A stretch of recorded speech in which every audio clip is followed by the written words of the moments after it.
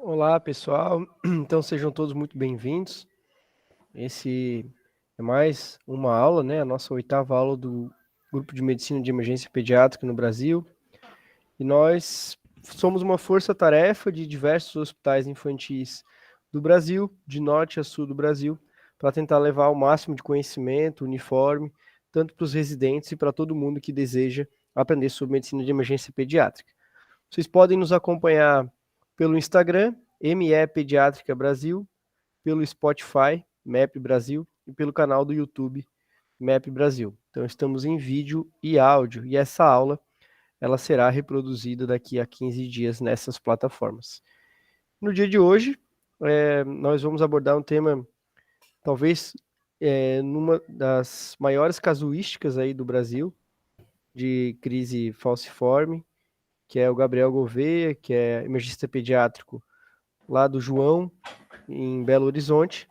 Vai mostrar um pouco da experiência do João com as crises álgicas e com o que eles têm na sala de emergência deles, que a gente pode trazer para as outras salas de emergência aí do resto do Brasil. Então, Gabriel, é todo teu a aula agora. Boa noite, Vitor. Bom estar aqui falando de novo com vocês. Eu acho que é uma iniciativa bastante interessante que a gente está tentando montar aí já há algum tempo, né, de a gente compartilhar as nossas visões, nossas experiências com os outros emergencistas pediátricos do Brasil. Vou começar aqui a apresentação.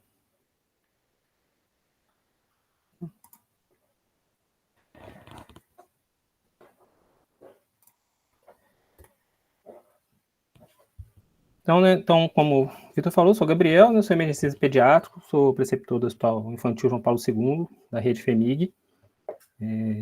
Antes de tudo, queria falar que eu não tenho nenhum conflito de interesse com o conteúdo dessa aula, não recebo nenhum tipo de financiamento da indústria. E, apesar de ser do hospital, qualquer opinião, qualquer informação aqui é responsabilidade minha, não necessariamente da instituição, né? Então, o objetivo dessa aula é organizar um modelo mental de uma abordagem prática das crises álgicas no pronto-socorro. A gente vai passar um pouco pela fisiopatologia, os princípios do tratamento, quais são as opções terapêuticas que a gente vai ter no nosso arsenal e como que a gente vai juntar isso tudo numa abordagem sistematizada. Então, de informação de background, né, a crise de dor é a causa mais frequente de hospitalização em pacientes com doença falciforme, responde por alta morbidade, né, é mais frequente nos genótipos SS e S-beta-0-talassemia. Frequentemente, a crise álgica não vem sozinha e pode ser desencadeada ou desencadear outras complicações vasoclusivas. E por isso é necessária uma abordagem sistematizada de todos os pacientes que chegam ao pronto-socorro. A crise de dor pode ser desencadeada por vários gatilhos, como frio, calor, desidratação, estresse, infecção, hipoxemia, acidose e nas adolescentes até a menstruação. Enfim, são situações que vão levar à redução relativa da oxigenação das hemácias, levando à polimerização da hemoglobina S, em seguida, à falcização das hemácias. Essas hemácias falcizadas têm maior capacidade de adesão entre si, e também a parede vascular, levando à oclusão do fluxo na microvasculatura, especialmente nos ossos, músculos e até mesmo nas vísceras. Essa oclusão leva a uma reação inflamatória, edema, hemólise e dor, que, por conseguinte, leva a mais estresse, mais hipoxemia e mais acidose no local, levando a um ciclo vicioso. Por isso é importante um tratamento agressivo da dor nessas crianças, porque além do alívio dos sintomas, a analgesia atua no próprio ciclo de perpetuação da dor e na sua cronificação. Então, as apresentações mais comuns, né, a dor aguda, mas o paciente pode se apresentar também com dor crônica contínua ou até mesmo agudizada. Essa dor pode ser de natureza musculoesquelética ou visceral, apresentando como dor abdominal, dor torácica.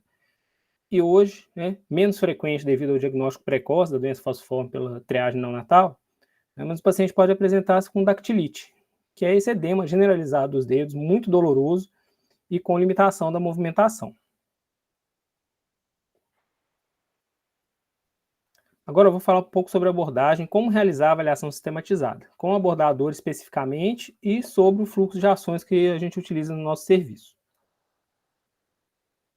Antes mesmo de tocar no paciente, a gente tem que estar atento ao estado de consciência, ao padrão respiratório, sinais de comprometimento circulatório, como cianose, palidez e outras alterações evidentes de coloração da pele, guiando a avaliação primária organizada por sistemas e os aspectos da história da anamnese direcionada.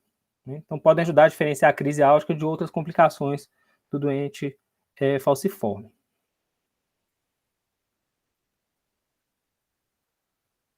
O paciente com doença falciforme é considerado complexidade clínica. Ele pode ter outras complicações ameaçadoras à vida simultaneamente. Por isso, na avaliação primária, devemos identificar sinais de insuficiência respiratória, choque, arritmias, déficit neurológico agudo e hipoglicemia. A dor também é uma emergência e deve ser prontamente tratada, mas não deve nos distrair de outras emergências. Então, muitas vezes o paciente vai chegar ali muito estressado com a dor e a gente deixa passar um desconforto respiratório, uma alteração de pressão, arritmias, ok? Então, a gente tem que ficar atento a isso. A dor deve ser avaliada de forma objetiva, com uma escala validada para a idade do paciente, com uma escala visual analógica, que vai de 0 a 10, ou com a escala de faces, para as crianças que não conseguem reportar a dor dessa forma. As dores moderadas e intensas devem ser tratadas imediatamente, juntamente com as medidas de estabilização. Então, a anamnese direcionada ajuda a identificar riscos de outras complicações, como infecções. É importante também avaliar quais analgésicos o paciente já está em uso, se utilizou opioides nos últimos 7 dias, porque isso vai te ajudar a estimar a probabilidade de resposta à terapia medicamentosa. Pacientes mais complexos, com múltiplas internações e dor crônica, eles podem ter planos individualizados por escrito. Então, nesses casos, é melhor seguir a recomendação do hematologista, do paliativista ou especialista em dor que está assistindo a criança. Tem que avaliar também como está a aceitação oral para decidir se será necessária hidratação venosa ou mesmo reidratação. E, por último, cuidado com os fatores e eventos desencadeantes como trauma, porque a gente pode acabar subestimando a possibilidade de uma fratura ou mesmo uma lesão visceral e acabar conduzindo como se fosse só uma crise álgica vasoclusiva. A princípio, não são necessários exames laboratoriais de rotina, principalmente se a dor for de extremidades. Agora, se a crise se tornar refratária à analgesia potente, for localizada no abdômen, acompanhada de hipoxemia, aumento de baço ou de fígado, dor torácica, ou com priapismo, vai ser necessário colher hemograma, reticulócito e prova cruzada com grupo sanguíneo. Se houver febre, além desses exames, a gente vai colher também hemocultura. E se tiver febre e artrite, adicionar artrocentese para descartar artrite séptica. Os exames de imagem também não são feitos de rotina. Se a dor for torácica ou houver redução da saturação, se tiver febre, a gente tem que acrescentar obrigatoriamente a radiografia de tórax ou ultrassom pulmonar para avaliar a possibilidade de síndrome torácica aguda. Em caso de cefaleia intensa ou déficit neurológico, a gente vai fazer TC de encéfalo para descartar complicações hemorrágicas, mas geralmente vai ser necessária uma ressonância magnética ou uma angiorressonância. Outro diagnóstico diferencial de dor de extremidade associada à febre é a osteomielite. Então, nesse caso, a gente tem que tomar cuidado com os exames de imagem, porque radiografia ou tomografia podem detectar lesões crônicas, tá? Que são sequelas de vasoclusão que podem ficar muito parecido com uma osteomielite. Então, pelo menos quando a gente for fazer radiografia, sempre realizar exame do outro membro para comparação.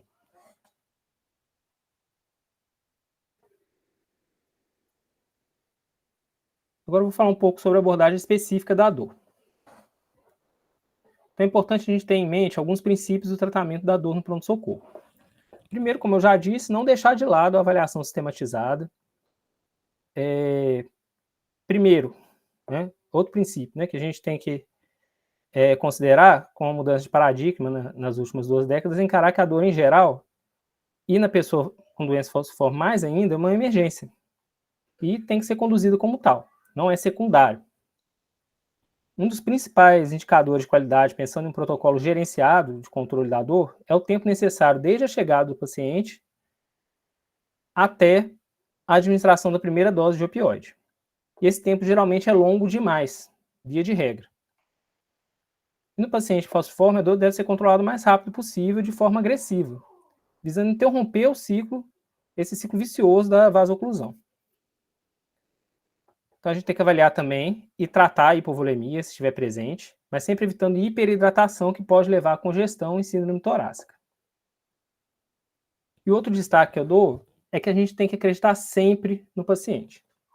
O padrão ouro do diagnóstico de dor é o próprio relato do paciente. É muito comum crianças maiores e adolescentes relatarem dores intensas, mas mantendo um semblante de tranquilidade, às vezes até fazendo suas atividades normalmente, como usar celular, andar, comer. Isso acontece porque esses pacientes já se acostumaram a sentir dor e conseguem lidar emocionalmente melhor com isso. Outra manifestação comum da dor é a sonolência. Então é outra armadilha. É muito frequente o paciente tentar dormir para esquecer da dor, isso ser visto como um bom controle da dor. Nesse caso, geralmente o sono é leve, e se o paciente está em fase de estabilização, é melhor você acordar ele para avaliar se ainda está com dor. Tanto isso como para a diferença também de sinais de intoxicação por opioides. E há alguns obstáculos importantes que elevam a necessidade dos centros de referência criarem protocolos gerenciados de abordagem à crise de dor. Ainda há muitos mitos em relação ao uso de opioide, especialmente sobre o risco de adição, que geralmente é superdimensionado. O uso de opioides é um marcador de qualidade do serviço de saúde no mundo, e o Brasil está entre as últimas posições nesse quesito. Então, enquanto que nos Estados Unidos há uma crise de abuso de opioides, e lá se pensa muito mais em alternativas, aqui o nosso problema é que a gente usa pouco ainda. Então, a gente tem que estimular a usar mais. Isso acaba levando a uma subvalorização das queixas dos pacientes como uma forma inconsciente de evitar o uso de opioides. Outro obstáculo que os pacientes com dor costumam ser muito demandantes, né, principalmente pacientes com múltiplas internações, gera atitudes negativas da equipe, como preconceito, medo de estar sendo enganado pelo paciente, né, e, por fim, a doença falciforme é mais frequente em afrodescendentes, e temos vários estudos mostrando que esses pacientes recebem menos analgesia que os pacientes brancos em vários cenários diferentes. Fraturas, analgesia de parto, né, e os protocolos podem ajudar a reduzir essa variabilidade de condutas. Então, passando para as opções terapêuticas, temos que lembrar que a dor é multidimensional, sendo uma manifestação que a gente chama de psicofísica. Por isso, devemos oferecer a todos os pacientes medidas não farmacológicas, de acordo com a aceitação, né, como compressas mornas, acolhimento, posição de conforto e principalmente uma comunicação empática e neutra. Os pacientes com dor leve podem ser tratados só com analgésicos comuns e um curso de pouco tempo de anti-inflamatório não esteroidal, como o ibuprofeno, que é o que a gente tem mais disponível. Geralmente, os pacientes não procuram pronto-socorro e conseguem controlar sua dor em casa ou ambulatorialmente. Via de regra, quando o paciente busca o hospital, ele já tentou esse primeiro degrau em casa. Então, ele já chega com dor moderada a grave. Então, nesses casos, a base do tratamento é a combinação de analgésicos comuns e de opioide.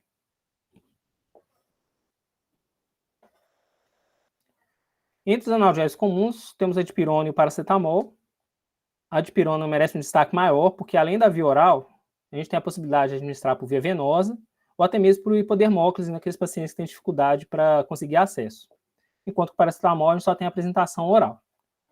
Outra vantagem de dipirona é que há estudos que permitem usar doses maiores que as habituais, com boa eficácia e segurança, né, trazendo um benefício adicional à dose habitual, podendo chegar até 50 mg por quilo dose, ou 2 gramas. A gente vai sempre evitar medicação intramuscular, porque dói muito, e a gente quer tratar a dor. Tá? A própria reação inflamatória da dipirona ali no músculo pode causar um novo foco de crise de dor. Por isso a gente evita. Os anti-inflamatórios têm que ter o seu uso mais restrito, sempre em dose habitual, tá? Por um tempo curto, de 3 a 5 dias. Geralmente é mais adequado para o uso ambulatorial. O objetivo é poupar o uso de opioide mesmo. Vamos considerar o uso quando o paciente é admitido sem ter tentado em casa, então chegou com analgesia ambulatorial subótima, não tem nefro ou hepatopatia, nunca apresentou reações adversas prévias, respondeu bem à analgesia inicial e é um candidato para alta, além de não relatar sintomas de dispepsia. E dentre os opioides, uma das melhores opções de linha de frente é o fentanil. Tá? Ele é 100 vezes mais potente que a morfina, pode ser administrado sem diluição por via nasal, com atomizador ou com uma seringa comum em pequenas alíquotas nas mucosas das aletas nasais. O início de ação é muito rápido, em torno de 2 minutos, e pode ser repetido a cada 5 minutos até o controle da dor ou até a gente conseguir o acesso venoso, que às vezes é mais difícil. É a forma mais rápida e prática da gente administrar o opioide. Tá? Para os pacientes que não responderem à abordagem inicial, a morfina endovenosa vai ser a melhor opção. A dose terapêutica é bem ampla.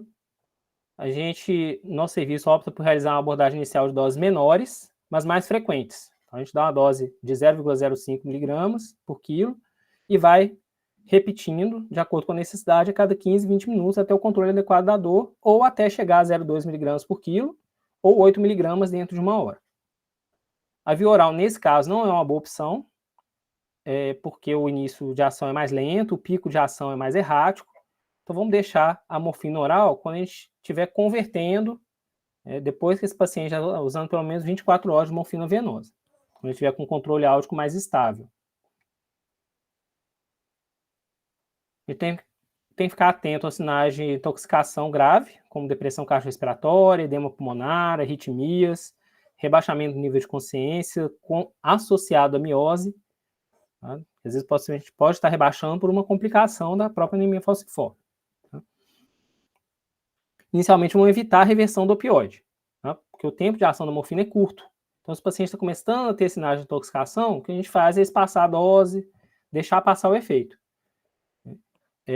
A reversão com naloxona, ela só vai ser realizada em caso de depressão cardiorrespiratória, e quando a gente fizer isso, a gente tem que se preparar, porque a dor intensa vai voltar e vai voltar com tudo, tá? Imediatamente depois. Agora, se o paciente não responder às doses altas de opioides, vamos ter que mudar a estratégia farmacológica. Nesse caso, a ketamina é uma ótima opção. A morfina atua nos receptores muscarínicos e opioides, e a ketamina atua também nos receptores NMDA, nos receptores nicotínicos e também nos canais de sódio, além de ter potência analgésica comparável à morfina. Deve ser feita em infusão contínua de 0,1 a 0,5 mg por quilo-hora para evitar os picos de concentração sérica que pode levar à alucinação. E outra consideração em pacientes refratários ou que demandam novas doses de resgate, em intervalos imprevisíveis. Então, o paciente responde um pouquinho, daqui a pouquinho, demora 1 hora, ele está demandando uma nova dose de morfina. Então, nesses casos, geralmente a infusão contínua pode ajudar, da morfina. Então, geralmente, o nosso perfil de paciente associa a ketamina contínua e titulamos a dose entre 10 e 40 microgramas por quilo-hora. Agora, nos pacientes refratários, a gente tem que considerar a possibilidade de dor neuropática. O que pode chamar a atenção para essa hipótese é a presença de formigamento, sensação de choque, queimação, irradiação pelo trajeto do nervo, hiperalgesia e alodinia. Então, nesses casos, a morfina é geralmente ineficaz e, se você tiver disponível, chamar um especialista em dor. Não é o foco dessa aula, mas em nosso serviço a gente utiliza uma abordagem individualizada com a possibilidade de usar gabapentina, metadona ou antidepressivo tricíclico. Mas são casos bastante desafiadores. A hiperidratação com soro hipotônico já foi muito utilizada, mas hoje o objetivo é evitar a hipovolemia, sem ultrapassar as necessidades diárias. Então, a nossa recomendação para hidratação venosa é a mesma de qualquer outra condição. Paciente sonolento, intolerante à via oral ou que está instável. E, por fim, e não menos importante, é evitar a constipação aguda associada ao uso de opioide. Pode causar mais dor. Então, todo paciente que precisar de doses regulares de morfina tem que receber laxativo, preferencialmente o polietileno glicol, o PEG, em dose de manutenção, ou se o paciente já está sintomático, usar a dose de desimpactação de acordo com esses sintomas. O que a gente tem que evitar nas crianças? Em primeiro lugar, a codeína. Ela é um pré-opioide, é considerado classicamente como um opioide fraco e depende do metabolismo hepático para conversão em opioide. Enquanto alguns pacientes são hipometabolizadores e não tem nenhum benefício com a droga, outros são hipermetabolizadores e podem ter intoxicações graves, inclusive óbito com as doses recomendadas. Então, desde o início da década passada, é contraindicado em crianças pela OMS e pelo FDA, mas a gente ainda vê sendo prescrita. Outra medicação que está caindo em desuso é o tramadol. Além dele ser menos efetivo que a morfina, ele tem mais efeitos adversos, como convulsões, síndrome serotoninérgica, mais interações medicamentosas e maior risco de dependência que a própria morfina.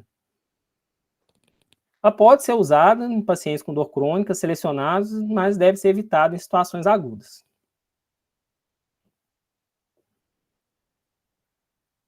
E, para finalizar, vou apresentar o fluxograma de condução dos nossos pacientes no nosso hospital. O nosso algoritmo foi inspirado no estudo liderado pela doutora Patricia Kavanagh, da Universidade de Boston. Foi um estudo de melhoria de qualidade, publicado em 2015 na Pediatrics, e que foi implementado um bundle de atendimento às crises de dor no Departamento de Emergência Pediátrica do Boston Medical Center.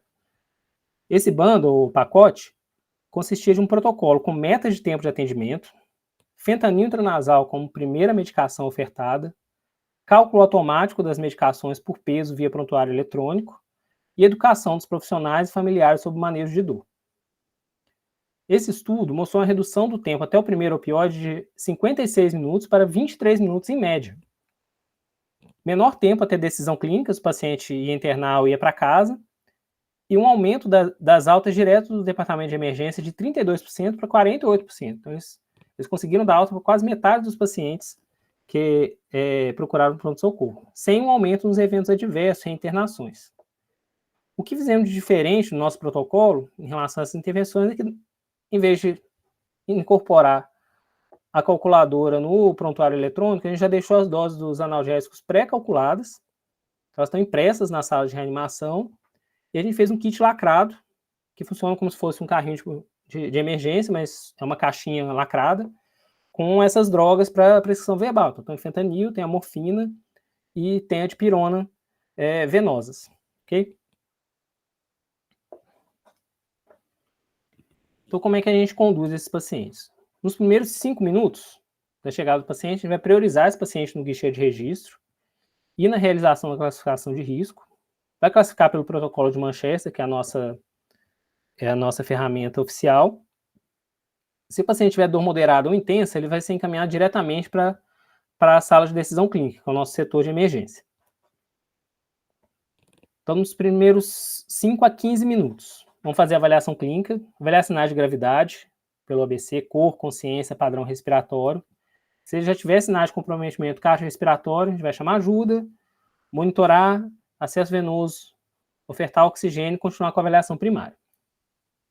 Se ele estiver estável, a gente vai priorizar a analgesia. Eu vou adiar a avaliação primária completa, vou avaliar se o paciente tem alergias, reações adversas prévias a analgésicos, qual horário, quais analgésicos que ele está utilizando. Se o paciente já tem um plano de cuidados individualizado e atualizado, a gente vai seguir esse plano. Se a dor for menor ou igual a 5, a gente vai iniciar analgesia oral e reavaliação frequente. Vão associar medidas não farmacológicas em todas essas etapas. Agora, se a dor for maior que 5 ou for menor ou igual a 5, mas já em uso de analgesia oral otimizada, vai administrar o fentanil intranasal do kit, 1,5 micrograma por quilo. Para os maiores de 35 quilos, a gente vai dar 50 microgramas, que é a dose de adulto. Por enquanto, a gente não está usando em menores de 2 anos, que a gente não tem evidência de benefício. Vamos reavaliar a dor após 5 minutos dessa administração. Se for menor ou igual a 5, a gente vai prosseguir com o tratamento com analgesia oral. Se não respondeu bem, a gente vai repetir o fentanil intranasal na mesma dose, enquanto obtém um acesso venoso. 5 minutos depois, a gente reavalia se controlou essa dor. Não controlou? A gente vai iniciar a morfina, 0,05 mg intravenosa, máximo 2 mg a cada dose, e associar dipirona venosa de 50 mg por quilo. E a cada 15 a 20 minutos, a gente vai reavaliar essa dor. Se a dor continuar maior do que 5, a gente vai repetir essa morfina, tá? E vai repetindo até 3 vezes, ou seja, até chegar a uma dose total de morfina de 0,2 mg por quilo ou 8 mg. Se a gente chegar nessa dose e o paciente não respondeu, ou seja, continua com dor 5 ou mais, A gente vai começar a ketamina contínua, inicialmente 0,1 mg por quilo-hora. A gente pôs até aqui considerar a morfina contínua, mas o paciente acabou de receber em 1 hora 8 mg. Então, a gente geralmente adia a morfina contínua para um pouco depois, tá? Umas 2 horas depois da última dose. A nossa principal ação aqui é começar a ketamina contínua e solicitar a vaga na UTI. Ok? Voltando lá no paciente que está bem, respondeu bem ou está com a dor leve. Se houver piora da dor a qualquer momento, vai para a morfina venosa. Se não, tá? Se ele precisar de um novo resgate de opioide, já começou o opioide, precisou de algum resgate, a gente vai encaminhar ele à internação. Então, muitas vezes, esse paciente vai receber essa abordagem inicial, vai passar 6, 8 horas, não vai precisar mais de analgésico, se você conseguir zerar a dor. Se a dor estiver controlada, a gente vai manter a morfina na dose acumulada de 4 em 4 horas e encaminhar a internação. Então, se eu precisei usar 2 doses de 0,05 inicialmente, eu vou deixar, para controlar a dor, eu vou deixar 0,1 mg por quilo de 4 em 4 horas. A dor controlada ficou menos que 5 por 6 horas, sem necessidade de um resgate, aí eu consigo dar alta para casa. Tá? Vou prescrever analgésico comum, dose habitual, e considerar um curso de ibuprofeno de 10 mg por quilo, 4 vezes ao dia por 3 dias. Então, aqui algumas mensagens finais antes do nosso debate. A dor moderada e intensa é uma emergência. Tá? O controle álgico tem que ser considerado como uma reanimação, uma habilidade de reanimação do emergencista. Tá? Então, ação rápida, trabalho em equipe, preparar sempre o próximo passo. Controle agressivo traz qualidade de vida e melhora o prognóstico desses pacientes. E a gente tem que buscar utilizar estratégias gerenciais de fluxo que reduzam o tempo porta-opioide. Então, aqui está a bibliografia, a versão preliminar no nosso protocolo, que está em fase de publicação. E vou mandar também o link aí no nosso chat. Então é isso, gente. Muito obrigado e estou aberto para as perguntas.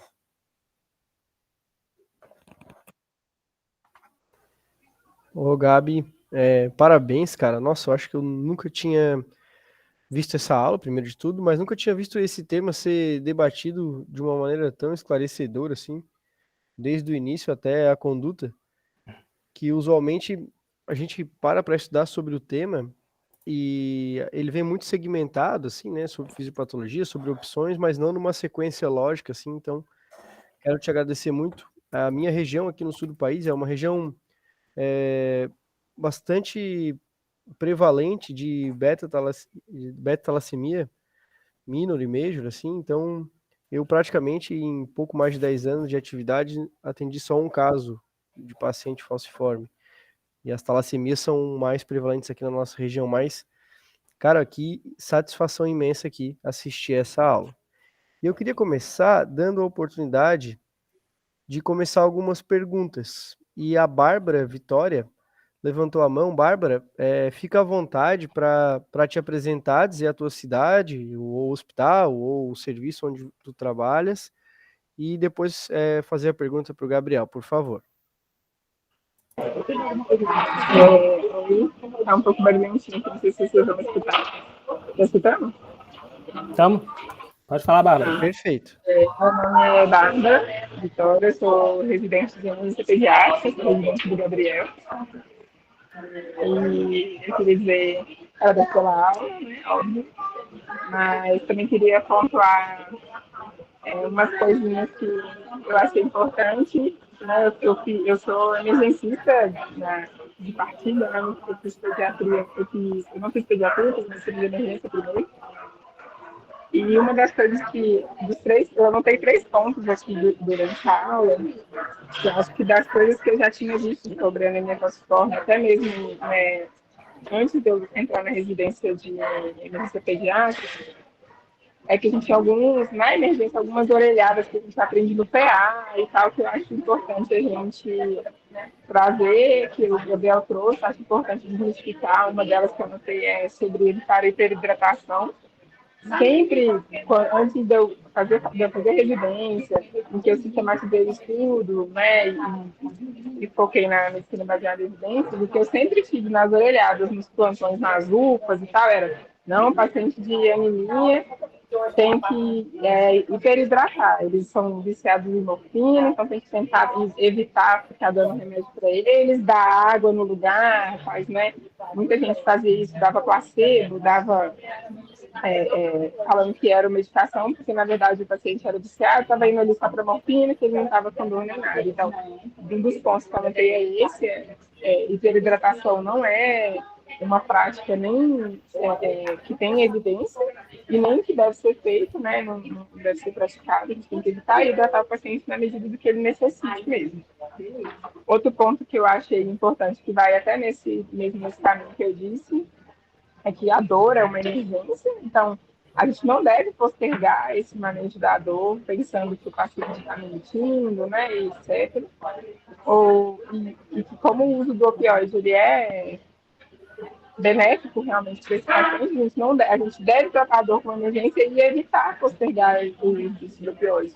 Foi um dos pontos que o Gabriel colocou também. E, por último, uma das coisas que eu achei mais interessantes e que eu gostei muito, tem no serviço, né, a gente faz bastante no CGP, que eu nunca tinha visto até ir para lá, foi o fentanil intranasal.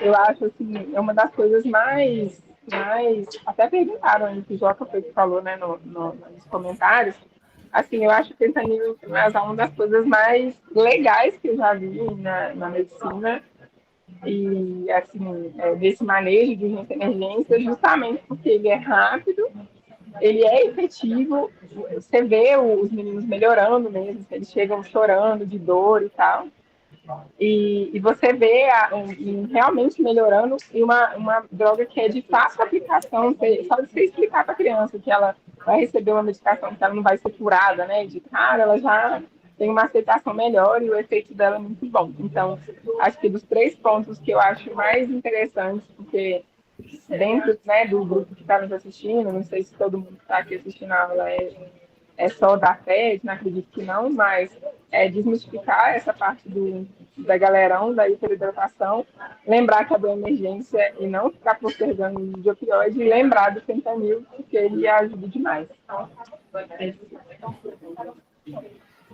Obrigado, Bárbara. Obrigado, Pela Bárbara. Muito participação. obrigado pela síntese. Eu queria comentar essa parte da hiperidratação.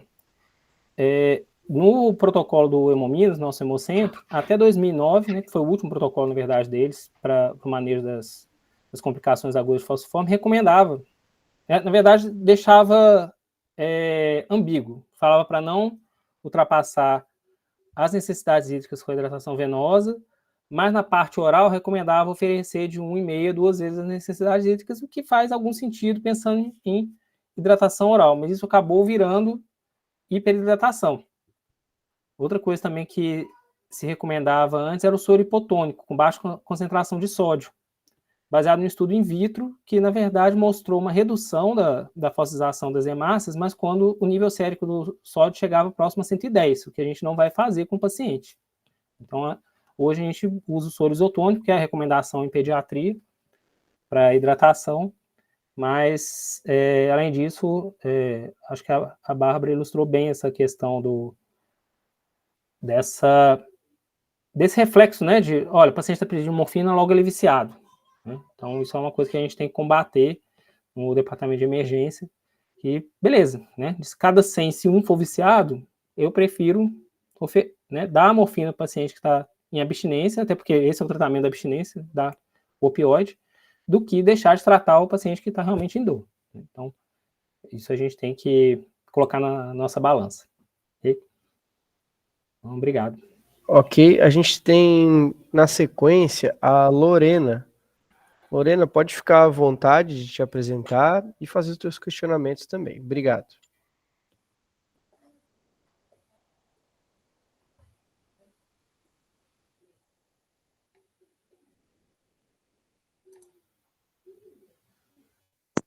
Vocês estão me ouvindo? Agora sim. Sim. É o fone meu que não funciona. Muito obrigada pela aula, Gabriel. Eu sou residente da emergência pediátrica do serviço do CGP, o Gabriel é meu coordenador da residência. Uma coisa que eu fiquei na dúvida realmente, apesar do contrário do Vitor, a gente recebe isso todo dia, toda hora, mas ainda é desafiador em algumas coisas. A questão do encaminhamento para UTI. A partir do momento que eu estou tendo que fazer vários repiques de morfina, ou eu posso tentar avaliar se esse paciente, né, daqui 12 horas, 24 horas, vai ter uma necessidade menor da morfina em bolos, né, de resgate, do que necessariamente mandar para o CTI. Como é que você vê essa situação? As doses de resgate, ótima pergunta, né? Estamos aí com as participações em casa, né, Bárbara e Lorena. É uma ótima pergunta, porque muitas vezes os pacientes vão precisar de resgates frequentes, principalmente nas primeiras 24 horas. A princípio, isso não seria uma indicação de UTI, pelo menos no nosso serviço, entendendo que esses pacientes estão sendo conduzidos no centro de referência, que acho que é o padrão ouro, né, do paciente falciforme, ser levado imediatamente, vaga zero, para o seu centro. Então, a gente é bastante acostumado com esses pacientes recebendo bolas, às vezes, a cada 2 horas, a cada 3 horas, na enfermaria mesmo, por exemplo. A nossa indicação para UTI vai ser, claro, se tiver eventos adversos, graves, ou se ele precisar de medicação contínua. Às vezes, o paciente está precisando de muitos bolos. Um dia a gente pegou um paciente assim, fez 3 doses, né? Chegamos na terceira dose em 1 hora, ele deu uma controlada, aí passou uns 40 minutos, precisou de outra dose, aí ficava 1 hora sem precisar de uma nova dose, precisava de novo, falou, olha, não estamos conseguindo prever quando que ele vai precisar de novos resgates, que dose que ele está utilizando. E claro, quando ele precisava de um novo resgate, a gente já não contava a primeira dose, que ela já tinha passado, né? Então, esse foi um paciente que a gente optou por começar a morfina contínua, antes mesmo da ketamina. E acabou enviando para o CTI, porque era um paciente que não ia ter o controle adequado na enfermaria, que ia precisar de múltiplas reavaliações médicas. Então, a gente tem que considerar isso também. O paciente vai precisar ser visto pela equipe médica 2, 3 vezes a cada 6 horas? Não, isso aí já é um paciente que precisa de UTI. A enfermaria não vai dar conta, né? Vai ter um plantonista por conta dele, praticamente. Entendi. Obrigada. Obrigado, viu, Lorena? Também era uma das dúvidas que eu tinha era em relação à frequência. E muito bacana, não sabia realmente que era tão frequente assim, de ser diário assim. Rodrigo, eu vou te pedir um minutinho para fazer a pergunta do Joca, que o Joca ele fez uma pergunta aqui pelo chat, o Gabriel. A pergunta que o Joca fez foi em relação à experiência de vocês com o fentanil intranasal. Acho que ele quer saber assim, se vocês usam rotineiro, como é que fazem esse dispersor, se tem alguma coisa específica para o fentanil, se criam ele ali direto na emergência, se ela é a primeira opção de vocês. Como é que é a relação de vocês com o fentanil intranasal? Primeiro, assim, a nossa experiência com o fentanil começou em 2020. Né? Foi final de 2020, começo de 2021. Esse protocolo foi um trabalho de conclusão de residência da nossa residente de cuidados paliativos, a Giane. Eu entrei na parte do pronto-socorro. Então, antes a gente não utilizava, a gente fazia isso aí, né? O paciente está tomando dipirona, ibuprofeno, paracetamol em casa, está com dor moderada. O que a gente fazia? Começava a hidratação. Então, a gente deixava a morfina, era quase assim, uma medida salvadora. Então, a gente começou a usar mais opioide. E a gente instituiu o fentanil. Tá? Ele já estava num outro kit lá, que a gente nem usava muito, que era o kit de intubação. E aí a gente padronizou um kit de dor e treinou a equipe. Então, hoje chega o paciente com falciforme, a gente não precisa nem pedir, tá lá o enfermeiro já com o kit na mão. Né? Que horas que eu vou dar e quanto? Né?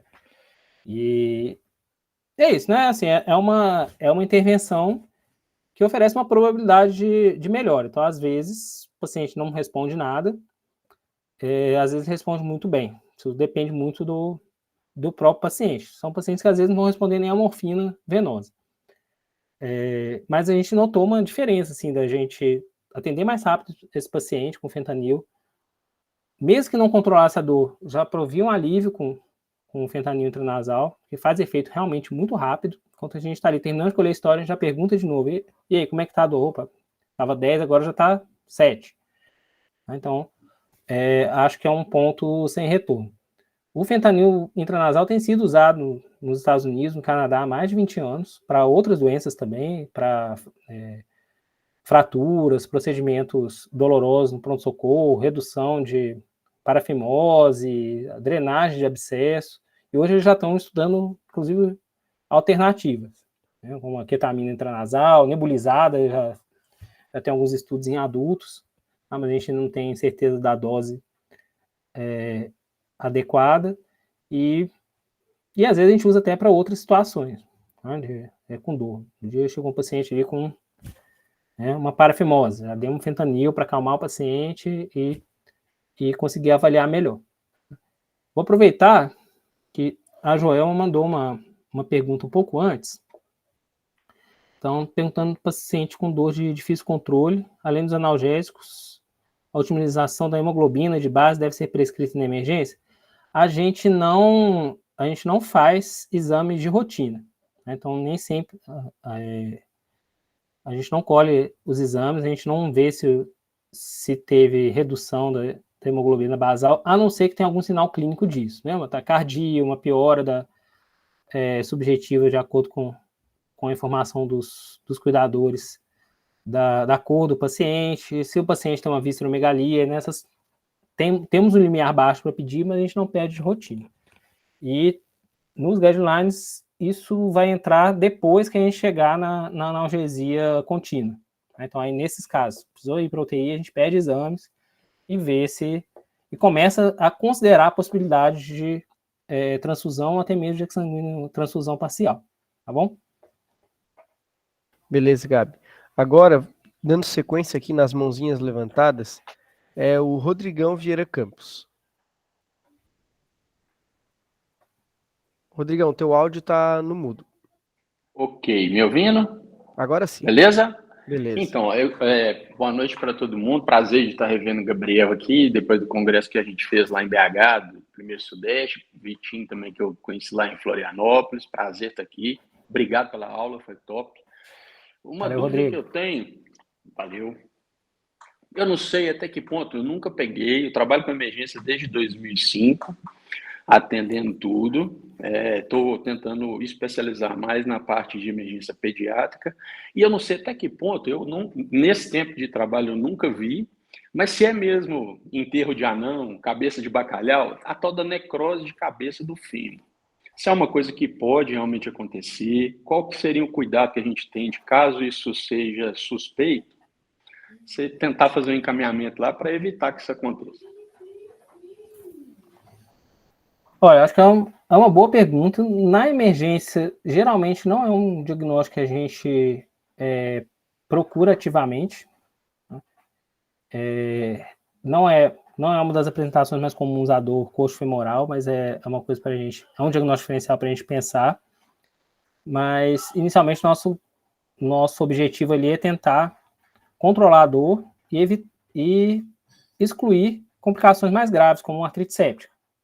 Então, o paciente que a gente, se ele for refratário à dor, não conseguir, tiver com dificuldade de marcha, a gente vai encaminhar para o ortopedista na emergência mesmo para uma avaliação dele. Tá? E aí vai fazer exames, fazer as marcas e tentar diferenciar. Tá? Mas, na minha experiência, não lembro da gente ter feito esse diagnóstico na emergência. Ótimo. Beleza, Obrigado. valeu, obrigado. Dando sequência aqui, então, agora a Ana Paula Pereira da Silva. Oi, Ana. Fica à vontade. Oi, tudo bem? Tudo bom, Gabriel?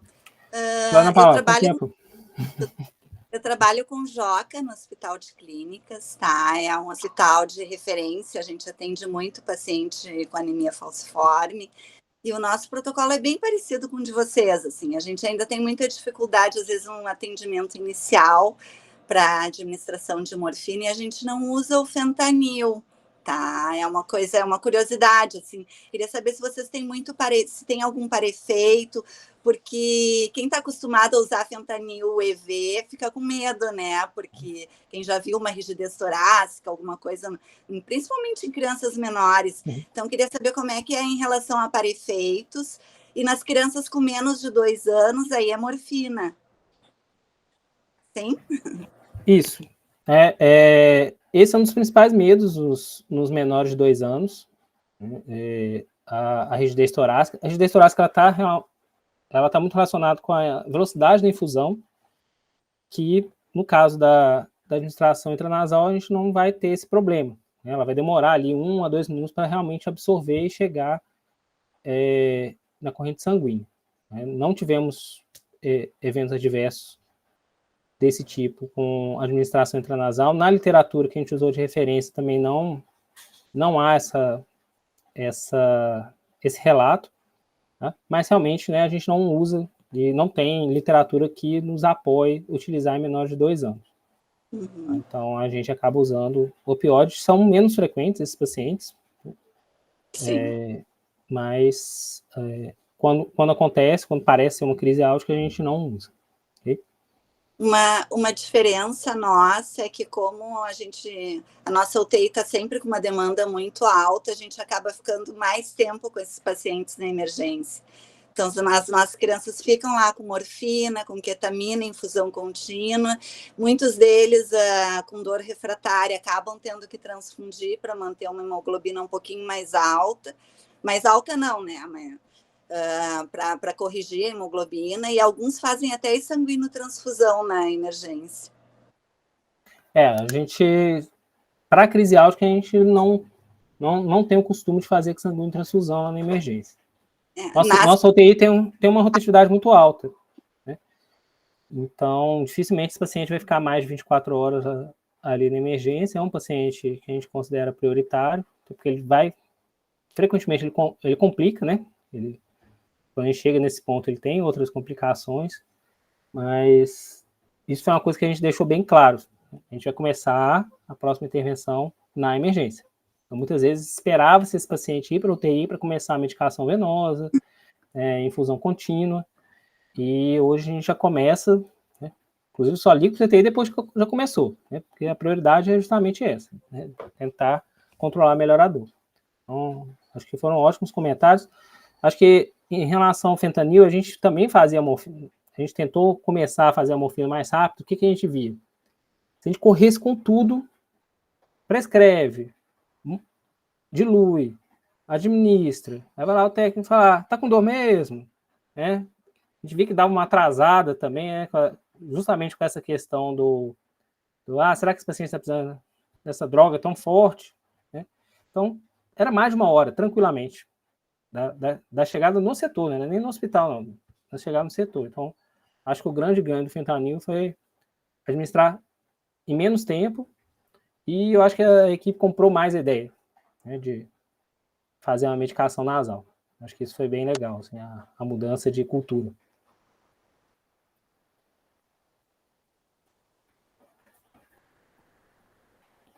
E aí, Vitor, quem que é o próximo? Acho que o Vitor caiu e voltou.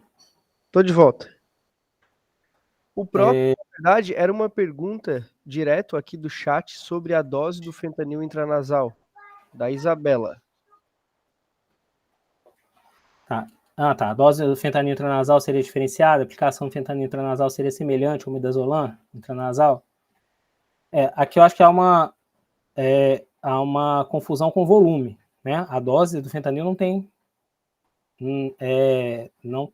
paralelo com o midazolam, né? Que o fentanil vai dar 1,5 miligramas por quilo, né?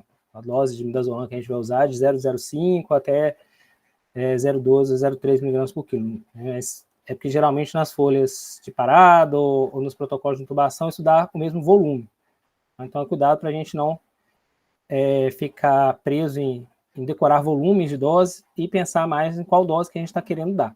A dose que a gente dá 1,5 miligramas por quilo até a dose de 50 miligramas, que seria a dose recomendada de adulto para analgesia. Né? Para outras aplicações, como pré-medicação em intubação, a gente pode chegar até doses maiores que essa de fentanil. Pacientes com em sedação contínua, né? Precisam de bolos de sedação. Aqui a gente quer uma dose que seja efetiva como analgésica, mas que não rebaixe o paciente. Nosso objetivo aqui não é sedar o paciente. Ok? Não sei se Ô, eu respondi a Gabriel, pergunta. eu acho que ela perguntou em relação à aplicação, a forma de aplicação, se era semelhante à do midazolam. Acho que o paralelo que ela Tá. fez com o midazolam não foi sobre a dose. Entendi. Eu li primeiro sobre dose.